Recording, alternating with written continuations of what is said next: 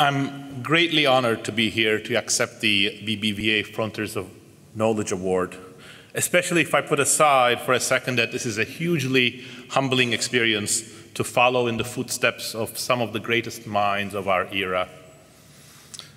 This award is made even more meaningful for me by the fact that the members of the jury are not just first-rate scholars, but among my favorite economists, both as intellectuals and people. And this was true even before they gave me the award. And one of them, who is here, is in fact one of my favorite teachers. So what more can I ask?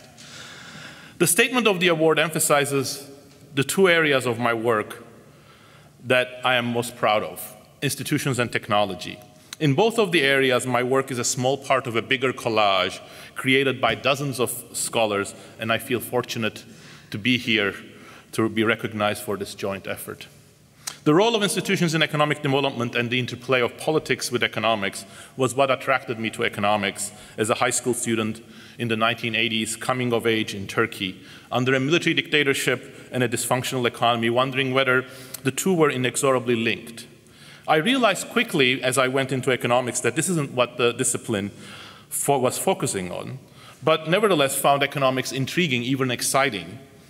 When I later turned to the study of economic growth, these issues weren't central even there, but I was fortunate enough to run into a fellow traveler, James Robinson, and my interactions and work with Jim forged my whole approach to this area. It was with Jim that I started thinking about institutional change, combining history and game theory, and then dug deeper into the way in which colonial history shaped the institutional trajectories and the path of modern economic growth of the colonized nations.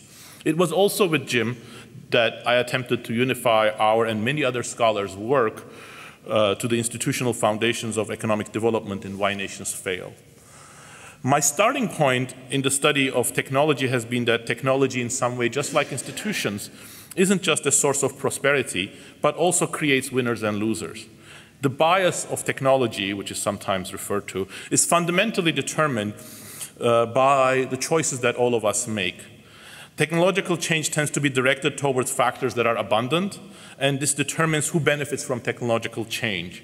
My current work, partly motivated by the study of automation and robotics, attempts to push this agenda one step further, investigating how technological advances can sometimes reduce wages and employment, even though at other times they act as the most powerful engine of prosperity.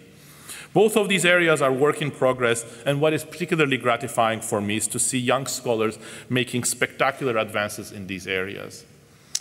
I would like to thank again the BBVA Foundation, the Spanish research community, the members and staff of the BBVA who have been so kind to us for this very touching, meaningful, and humbling honor.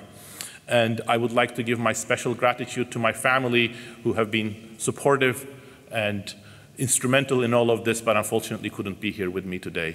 Thank you, everybody here. Thank you.